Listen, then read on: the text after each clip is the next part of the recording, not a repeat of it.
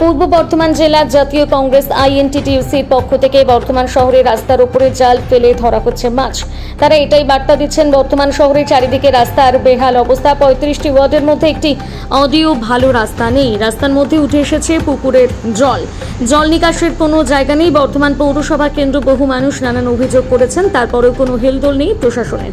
বিভিন্ন রাস্তায় যানবাহন যাতায়াতের চরম সমস্যা দেখা দিয়েছে। স্কুল বাস থেকে শুরু করে সাইকেল, মোটরসাইকেল, 4 চাকা রিক্সা, টোটো গাড়ি, প্রতিটি গাড়ি রাস্তার ওপর থেকে যাতায়াত করছে। তেমনই বর্ধমান শহরে 35টি ওয়ার্ডের মধ্যে 27 নম্বর বা 29 নম্বর ওয়ার্ড সংলগ্ন এলাকায় রাস্তার মধ্যে জাল ফেলে ধরা হচ্ছে মাছ। প্রশাসন কিভাবে কটাক্ষ করলেন জাতীয় কংগ্রেসের আইএনটিটিইউসির কর্মীরা। অভিনব উদ্যোগের মাধ্যমে প্রশাসনকে ব্যঙ্গ করলেন আইএনটিটিইউসির নেতা গৌরব সমাদ্দার।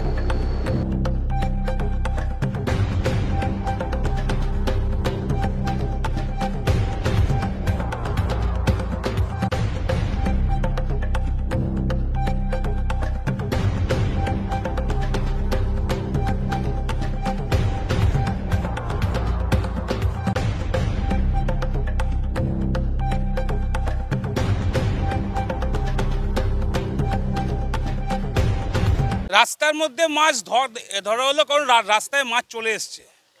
বর্ধমান পৌরসভার পৌর এলাকায় 35টা ওয়ার্ডের সমস্ত জায়গায় আজকে রাস্তাগুলো পুকুরে পরিণত হয়েছে।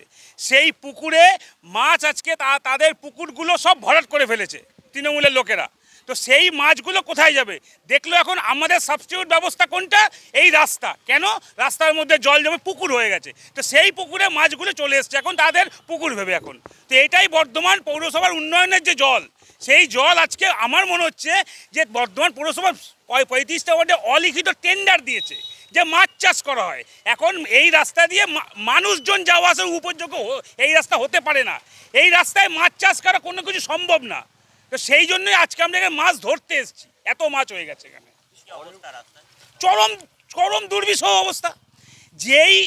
যেই শহরে মেডিকেল কলেজের সামনে, যেই শহরে মেডিকেল কলেজ হসপিটালের সামনে যেখান থেকে এমার্জেন্সি রুগীরা যাচ্ছে, যেখানে ছাত্রাবাস আছে, যেখানে পোস্টমর্টম হচ্ছে, এই সমস্ত হাই অ্যালার্ট, হাই এমার্জেন্সি রাস্তার যদি এই অবস্থা হয়, ডিএম অফিসের সামনে যদি ওই অবস্থা হয়, তাহলে আপনি ভাবুন গোটা 35টা ওয়ার্ডের কী হাল হয়ে আছে এই মুহূর্তে।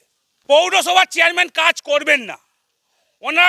ওনাদেরকে আপনারা দিন যে কোথাও অবৈধ বিল্ডিং হচ্ছে, দেখুন বর্ধমান শহরে অবৈধ বিল্ডিংয়ে ছেয়ে গেছে, তখন তারা সক্রিয়।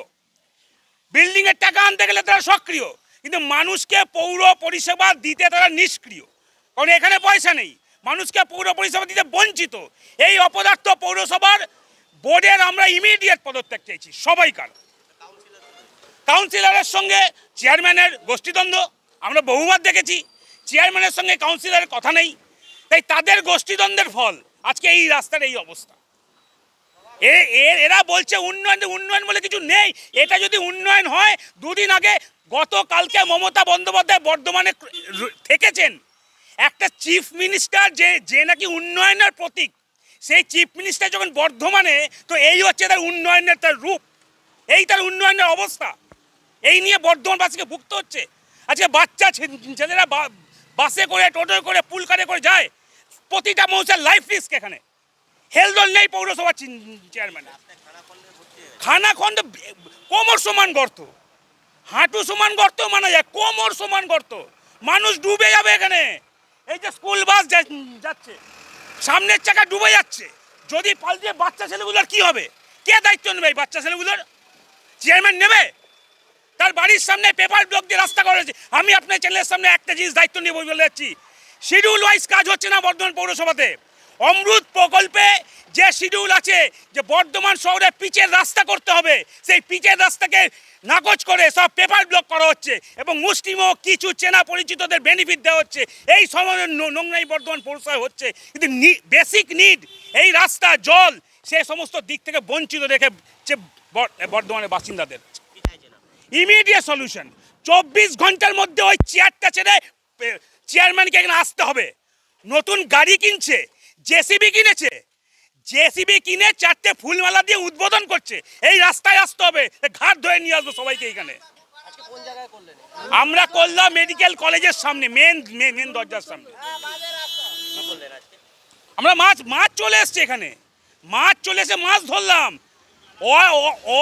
এখানে অলিখিত টেন্ডার হচ্ছে। ওই ভাই এক টোটো চালক বললো, এক টোটো চালক বলছে মেলা হচ্ছে, মেলা। কিন্তু এই হচ্ছে আমরা জলের মেলা, মাছের মেলা। আমরা এসছি, মাছের মেলা এসছি আমরা। গৌরব সমতা, পূর্ব বর্ধমান জেলা আইনটির সভাপতি।